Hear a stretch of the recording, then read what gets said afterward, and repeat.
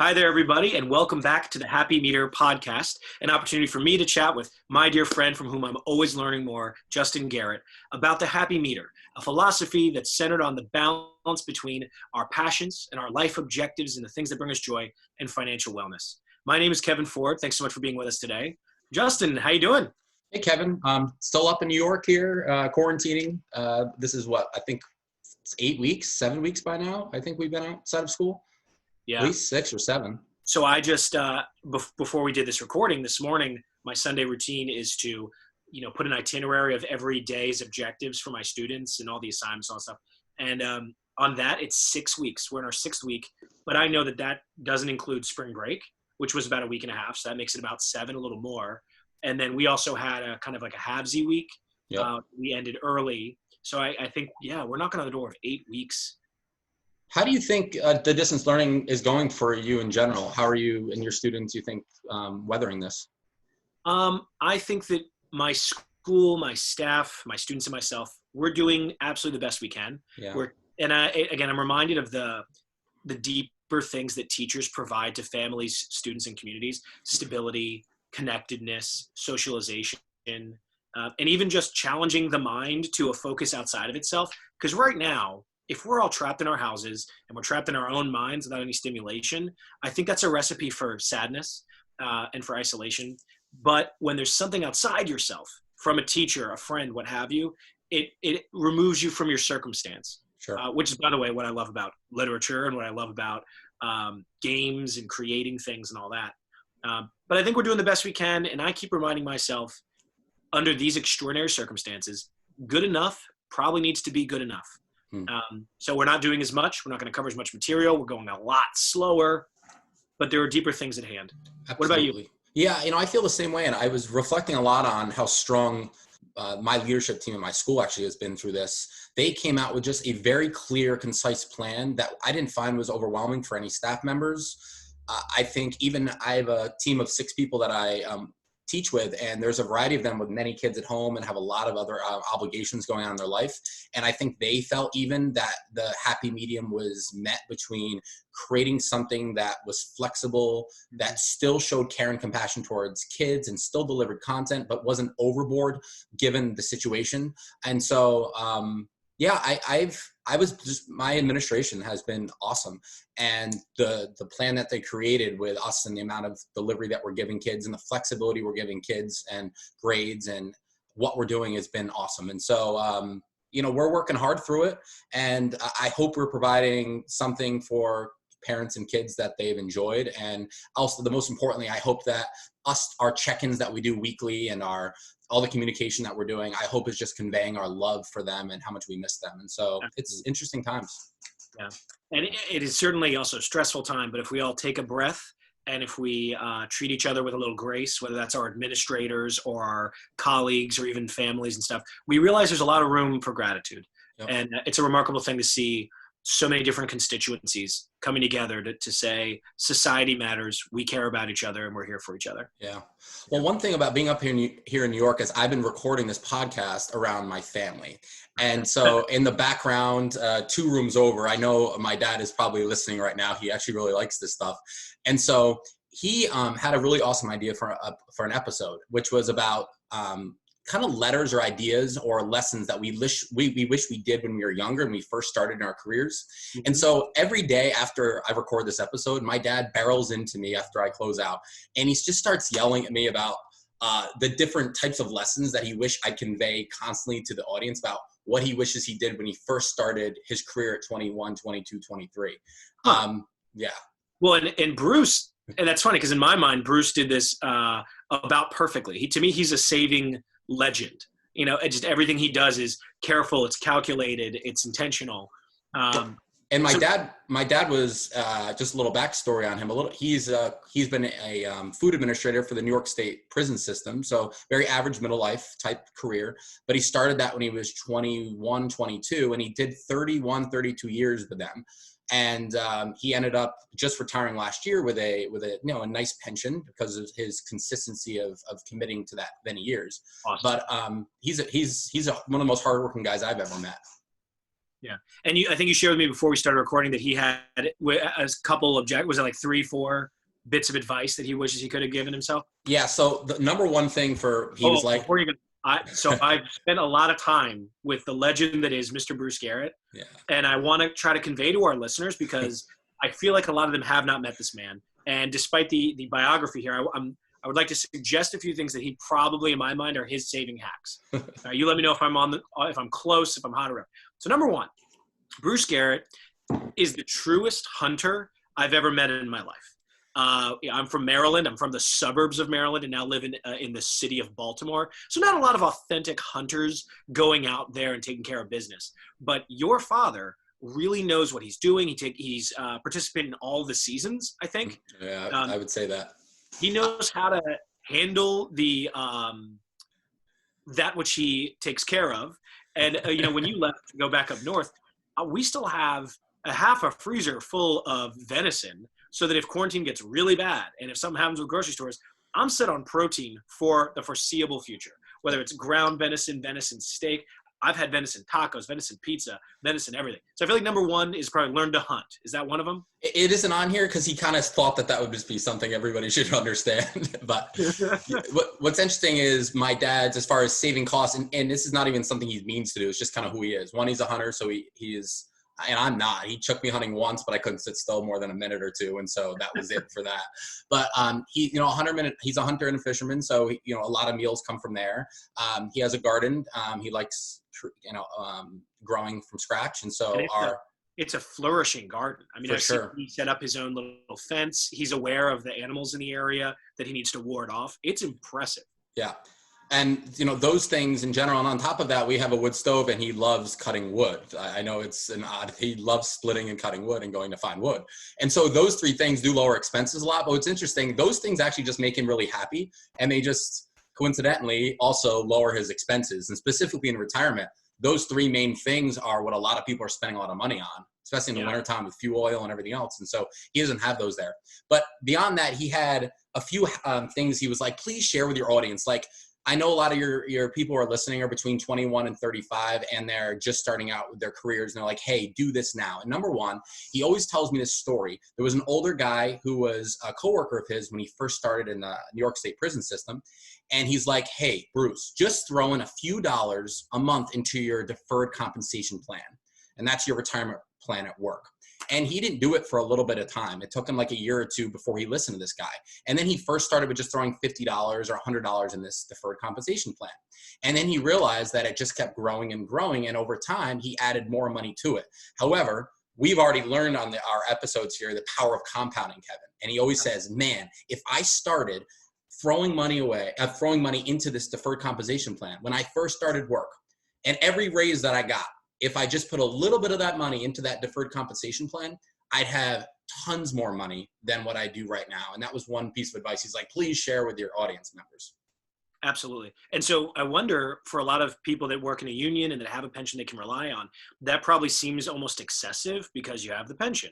But magic of compounding interest, if you're able to live within your means, you get that raise, you get that overtime, to be able to throw that into some additional retirement plan is something I increasingly appreciate. Yep. And your pension's only going to typically cover 50 to 60% of your typical income. And so to have a supplemental retirement plan where you can just throw a little extra money in to watch it build if you have a pension is very important. Second thing he goes on and on about is stay the course. Meaning when things get murky out there with the investment world, like we are going through even right now with the coronavirus, where we saw a 30% drop in the stock market. In 2008, he'll say in 2001, where we had big market crashes, he listened to the news and coworkers who scared him a lot. And he ended up during really down markets, convert a lot of his assets from stocks to a safe asset, which is bonds and cash. And so while the market was down, he actually sold those stocks and went to a safer avenue, which ended up really hurting him. And it wasn't until 3 or 4 years after the market rebounded where he shifted his money back in. And then the last thing he just said is like, man, I just wish since I didn't know anything about investments, I wish I hired somebody who would help me, who was on my side a little bit earlier, because he didn't hire somebody until about 7 or 8 years ago. And if he did so when he was 21 to 35, I think he'd have a really beautiful compound of nest egg that he created. So those were things he's like, share with the audience. And thankfully, we've already covered some of those subjects a little bit with our audience, especially that third one, the idea with getting a financial advisor, knowing what kind you might want, whether it's someone with a fiduciary responsibility or someone that's going to, be focusing on other kinds of opportunities for you. I'm pleased that, though a little later than I began my career, you can tell your dad I'm starting to check some of those boxes. So I'm really happy about that. I was just thinking that, Kev, like your last 2 years, you have made just a touch of 360, and like, we just met not too long ago. And like, when we started being able to look at what you can put away into different avenues and think about if you can do that now at 30, 31, what's going to be happening with that amount. And when you're 60, it's going to be pretty cool to look at. And so, kudos to you, man. Well, and thank you for coaching me through it. And on that note, the idea of getting started a little bit late, but finally getting to that point, that's the theme of our episode today. It's almost like a letters to your younger self. What are the things you wish you could have told young Justin, young Kevin, and for our listeners, take a moment to think, what do you wish you had known earlier? What would you tell yourself now? What are the lessons you've learned? I know we each challenged ourselves to come up with a couple of them. Do you want to start us off, Justin? Sure. Well, one thing is, because of, I think, my dad's influence, I've always been a pretty good saver. And even since I remember I was really young, 10, 14, 16, I have kind of lived through this happy meter where like I really valued. I remember I was a weed whacker at a golf course, my nearby golf course. My uncle is a superintendent there, and I literally weed whacked for 8 hours a day, 40 hours a week when I was growing up. And I remember making $6 or $6.25 an hour. And I remember at the end of the day, I made like $40. And when you think about the insane amount of work that it took for me to just make those few dollars, it really triggered something inside of me at a young age of the value of a dollar. And so I was always a really good saver and didn't spend on nonsense really early on. So that was not something. But one thing for me that I wish I did much differently is when I first started teaching, one is I wish I hired a fee-only advisor who I could just sit down with, who can get me going with two plans. One is a deferred compensation plan called a 403B. And the other is a deferred compensation plan called a 457. We're going to talk about those actually in our next episode, Kevin. So I don't want to go into detail on those. But if I started those two accounts when I was 21 and just started teaching, and then every raise that I got, I put a little bit more into those accounts, the last 10 years, my net worth would be substantially larger. And again, my financial advisor, who allegedly, I'm going to call him that, at the beginning of my teaching career, he didn't advise me to put my money into those two accounts because they weren't under his assets to manage, which means he didn't make any money off of that. And again, that's one of those things we talked about last episode on making sure you hire the right person with the right incentive to help you. So what about you, Kev? What's your first? It's just interesting to me that I, as in so many other elements of our friendship, I'm kind of the other side of the coin. Your first bit of advice has to do with immediately accumulating or building wealth. Sure. And mine had more to do with a mitigation or avoidance of debt. Mm-hmm. And so what I'm talking about is undergraduate, for me, University of Maryland, College Park, shout out Terps. And I wish I could have told myself to apply the sensibility of the happy meter to my on-campus housing. So housing at Maryland can be limited, especially when there's an influx of students. And so I lived in traditional residence halls my freshman and sophomore year, made some of my best friends in the world. And we were really eager and excited junior and senior year to move into these on-campus public-private partnership, kind of swanky for a college campus apartments. And I wonder if I were to distill it, why did we want to do that? We as best friends, 4 of us all together, we wanted to live together. I think we were eager to be a little bit more adult, to have a kitchen, to have a real fridge, to have a living room, and to have our own bedroom so we're not sharing with an immediate roommate. That's kind of about it. And I think we wanted to be able to host friends. We could have moved off campus into College Park. And now that I live in Baltimore especially, I know how doable that is. We would have grown so much more as adults and into our mature selves. But instead, we went into this public-private partnership. Clean, again, very nice. I don't regret the decision for any of the living experiences. But the monthly rent was, if I remember correctly, close to $900 each. So that's significantly more than what we're paying in our rent here in Baltimore right now for a home that is far superior with a rooftop deck in a primo neighborhood. And so I wish I could have had that conversation, because I think the same experiences could have happened in an off-campus house, but there would have actually been even more growth and there would have been less debt on the back end. You know what's amazing about what you just did? You just really went through the idea of the happy meter with a decision that you made, right? Like the idea that what is actually important. You're talking about this one situation, but we've done this now with our first activity, which was using the happiness meter to build a life that was optimized. You're talking about if you actually went back and said, okay, this is what's important to me. One, friendship. You know, I want my best friends around, a safe environment. Like you had that list there. If you could cut the waste of like the high-end stuff that really wasn't bringing value to you, that so many people spend money on, and you actually got to the foundation of what's important here, you would have saved a lot of money and you probably would have been just as happy. And if we can tailor, I love that you just shared that, because I think if everyone in the audience could think about their decisions with that lens as far as what's really important here, what waste can I cut out that's not going to add value, and really dive into that, it could really make a difference in long-term wealth building. And a sneaky side point that I know we'll probably talk about in another episode, inherent to that advice is avoid being branded. Like just because those apartments had a swanky name that everyone liked did not make it the best choice. Similarly, Justin Garrett, you know that just because Safeway has a big name and is nearby does not make it the best choice for your grocery shopping needs. But that's for another episode. You know, that goes to clothing, that goes to car purchases, that goes to liquor choices. I mean, whatever it is out there, right? Like so many times we have marketing experts that have done something in our head that said this is the best. Yes. And maybe that is true sometimes, but not all the time. And to be aware of that, I think is key. Second thing is for me is when I first started into investing, I individually stock picked.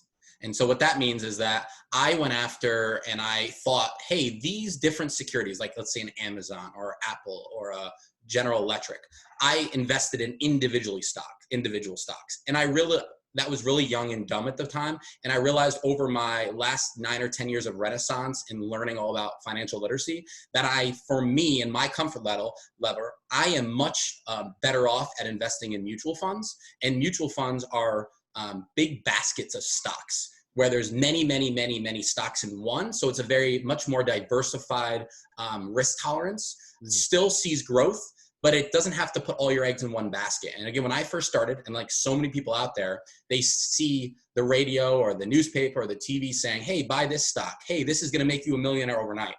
And I realized how much nonsense that was. And I realized that, hey, my best option for wealth building is to buy a big basket of United States companies that I believe in and contributing over and over and over again. And still, instead of trying to play darts with individual stocks. I'm not a good dart player. I can hit the board, so I'm going to buy all the stocks, but I'm not going to hit one number. And so I know that, and it's when I made that shift, and maybe 5 or 6 years ago, I really started to see my wealth build at a much more reasonable, safe way. So, absolutely. My second one feels so rudimentary and so basic, but I wish that upon earning my first true income, so not just summer jobs and not just a stipend for being a teaching assistant or something, but when I first had an income, to actually sit down and write a real budget. I didn't do that for a couple of years, and I will grant my younger self that there are lessons you got to learn. At the same time that I wrote that I was getting an income for the first time, that was my first time paying for all my travel by myself for the first time. You know that we started traveling a lot more. I was doing more authentic grocery shopping than I'd ever done. So there were lessons to be learned about where you want your money to go and what you need it to go to. But it doesn't change the fact that I know I would have been saving earlier. I would have avoided some of the later financial issues had I simply wrapped my mind around what money do I have and what does it need to go to a little earlier. Yeah, and I can't stress this enough to everybody. And I think we've talked about this now for like 4 out of 5 or 6 episodes, Kevin. Having a written budget allows you to assign your dollars to what's important to you and your values. If you don't assign your money to something, it's going to find somewhere to go. All right. It's like a roaring brook. All right. It's going to get hung up. Your money's going to get hung up on this rock or that rock. But if you assign it to this priority and that priority and this priority, okay, that's how we live an optimized life. And that's how a lot of that end up wasting, where money just kind of floats wherever, can really be hit in and nailed into the specific thing that you really wanted to do. And so having a written budget is key. And, over the last year, you've really hit that on the stone, Kevin. And when we did that, you found lots more money that you really didn't know existed that kind of float away to eating out here or this here. And instead you were able to say, oh, I have this amount of money left over every month. I'm going to, before my hands get on it, I'm going to assign a direct job into this debt or into this savings. And that's the secret here. And so that written budget is key. Yeah, let it work for you. Don't let it burn a hole in your pocket. Absolutely. The next one for me is, if you look at my budget, my first 4 or 5 years as a full-time teacher, I've always been obsessed with travel, but I was spending a significant amount of money on travel. And I am happy with that. Like, if you look at my happy meter, traveling with loved ones is like top up there, right? And so I don't mind spending a lot of money on travel. However, I learned about 5 or 6 years ago that there's a lot of travel hacks out there to save a lot of money. And those are going to come out on this podcast when we start to hopefully be able to travel sometime again soon. But a few things, I learned the power of welcome bonuses on credit cards that could contribute to lots of bonus points for my flights and things like that. And so just learning how to travel hack at a much better level, where like, okay, I want to go here. These are the things that are important to me. Let's cut out the things there that are not important. And let's dive into what I really want to do with that location. That has really transformed my travel experience, which has allowed me to travel a lot more on an even cheaper budget than I did my first few years of teaching. Yeah, that actually syncs interestingly with my last one, my third and final one, because there are so many rules that I've primarily learned from you, but also from my parents, rules that should guide your selection of credit cards, your use and utilization of credit cards. And those very bonuses you mentioned, when you're strong enough in your budget and when you comprehend the cognitive dissonance that credit cards present, then yeah, you can manipulate those incentives to your own benefit. But the reason they exist in the first place is to take advantage of people that aren't at that status yet. So I look forward to us maybe doing an episode at some point where we can talk to our listeners about how to be in your kind of mentally strong, financially responsible space so that you can be traveling cheaper and not actually just spiraling into a debt that's going to benefit the banks. But so mine, which is similar, is credit cards. I really wish I had a firmer understanding of how you establish credit, how you build your credit rating, and what you should really look for in a credit card. My very first one ever, I think I got right as I was graduating high school. And my parents suggested it's important to build credit. So here's a credit card. Well, they helped me do, I think they picked it for me. And they always said, pay it off right away, which is a lesson I eventually kind of forgot. But this was an annual fee of over $100. And it was an APR of about 32%, something along that line. It was around 30%, which is abusive. Mm-hmm. And the credit limit they gave me very quickly was over $30,000. So it seemed in some ways like a miracle to a young person, but it was also constantly going to be sucking at my financial wellness. And if I had maybe, let's say I had that card, if I had merely opened up another card that had no annual fee at any APR, but no annual fee, within a year or two, I would have had a similarly sufficient time of credit now as the initial one, but I could have closed that initial one, never pay that annual fee again, and still retain the credit history length. Whereas as a consequence of waiting on that, I've recently closed that first card, thank goodness. But I know that that's going to have a larger impact to bounce back from, because that was over 10 years, closer to like 12 years, of credit building that from their perspective is now washed. So being careful about credit card selection, especially early. Yeah, I think that makes a really good point, Kev, about credit cards. I mean, they have these points programs to entice people to not only sign up for their credit card, but actually to overspend on their credit card, because credit card companies make the majority of their money off of late fees and high interest payments. And so the majority of people out there that are in debt still should not own a credit card. If you're not able to pay your monthly your monthly bill on your credit card, shouldn't have a credit card. Don't buy the thing. And then finally, unless you're on a strict budget, financial diet. If you're on a strict budget, that you're not overspending or over purchasing something just because it goes on a card, then maybe a credit card to use for your advantage for points is something for you. But there's very few people out there at that stage right now. And again, the majority of people are overspending on credit cards. The majority of people are, spending money because they're going to get this point and that point. And all that ends up doing is charge late fees and interest rates that are insane amounts. And so being very careful with credit cards is a really good reflection, Kev. Thank you. Yeah. I do want to share just a few things as far as so there's many, I'm in a bunch of financial advising, not podcasts, Facebook groups. And so it's interesting, this question gets posed a lot. And so I wanted to share out some of the most common things that I see people share as far as things that they wish they did and wish they started when they were younger. And so I just have a general list, and we'll see if they connect to some of the things that we said or what Bruce shared in the beginning. Sure. So the first thing was starting earlier is number one out there. Like every single person. Yeah. Universal. I wish I started earlier. And you know, Kev, I think we all wish we started earlier. Even the person who started investing at 21 would say, hey, I wish I started at 20. The bottom line is we can't sit there and go on about the past. We can say, hey, no matter if you're 80, 70, 20, or 10 today, like I can make this change today, and I can save a little bit more today, and it will help me with tomorrow. And so whatever age that is for you, I think is really good advice, because everybody would say that. I don't care if you're me at 30. I don't care if you're, my dad at 60. Everyone's going to say that.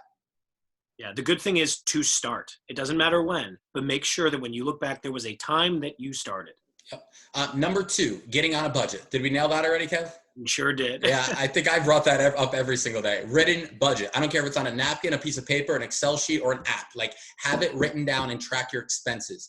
You're going to find a raise for yourself in that money. You're going to find, oh my God, I've got like $500 in here. I don't have assigned anything. Like, it's amazing what happens when you actually write down what you need to spend and what you spend on paper. Mm-hmm. Number 3, spending money on spending money on memories, like travel versus things. Yes. Any thoughts on that, Kev? It's something that I've tried to bring into my gift giving as well. So whether it's Christmas, which is a really big deal in my family, or even birthdays, and certainly for myself as a recipient, I would rather have an opportunity to do something that might have otherwise been outside my financial grasp, or to just make a memory with the people that care about me. And that's a more demonstrative gesture to me as well, that the person giving me the gift knows me. Because if they're able to find an experience that will be meaningful for us to share, that's so much better than just getting me another mug or getting me a gift that, like a book that I told them I wanted. That's too obvious. So I think memories are a truer, more worthy expense. Yeah. What's interesting, Kev, is I love this one idea is one of my mom's best friends. I was speaking to her the other day. They were on a little wine happy hour on Zoom. And she was sharing out that the one thing she really misses was taking her grandkids out to a date and a movie for their birthdays. And like, that's as simple as a really cool thing where instead of them buying gifts, they go out to the movies, spend time together and catch up and get a meal together. Like that's alone, like a really, really cool thing. I've also heard like some parents, instead of wanting to leave or grandparents, instead of wanting to leave, money in a trust for some of their kids, if they have money, is they take them on certain trips. Like another really cool thing, like instead of giving material things, doing something that's going to create a memory with you and your loved ones is a pretty cool thing. So I like that one a lot. And I know for me, I don't own a lot of things, but I travel a lot. And so I think I love this one here. Yeah. What are the last couple you got? So the next one here is drive a piece of crap. Yeah, resonates with me. Yeah, me too. I mean, we both have super old cars. And you know what's interesting about a car, and I've shared this before on a podcast, is you having an expensive car, typically, if you're still getting out of debt or you don't have an emergency fund bill, the average car loan in America is around $500. And if you're putting $400, $500, $600 a month into a car loan, think about how much money that is per month that can go towards wealth accumulation, but instead going towards a vehicle that depreciates in value. On top of that, the higher expensive car you have, the more car insurance you typically need. And so this is a recurring monthly expense, your car, that just keeps going over and over and over again. Hey, and listen, someday when you're wealthy and you've got a lot of money and you want to buy a fancy car because it tickles your happy meter, great. But I think the majority of people that are just starting out and don't have a large amount of wealth accumulated, not buying a fancy car and buying just a reliable car that's going to get you from A to B is going to make you a much more wealthier person. Yeah. Quick fun fact. What year was your car? Do you know? I had a 05, but I think yours is less than that. Oh, I got no 4. Cool. Got you way here. Yeah. All right. So to end the show today, I know that we wanted to talk travel hack, but I also want to combine that with what I'm calling a happy meter memory. So Justin, you give the hack, and then I would like to share the happy meter memory. Yeah, so we started out in the beginning here just talking about my dad, and again, one of the most hardest working. He was unbelievable dad to me. I just shout out to Bruce. He gave me so many different things that he's just who I am. But one thing he taught me was when we do travel, my dad is the king of packing a cooler. Mm. And so him and I, just last year, we went to Colorado and did a 2-week ski trip together out there. And sure enough, my dad brings a cooler. We tape it up. It's a big zipper cooler. We put it in the airplane as a checked bag. Southwest, two bags for free. One of them's our skis. The other one's our cooler bag. And inside that cooler bag is a bunch of frozen meat for us to use for the whole week.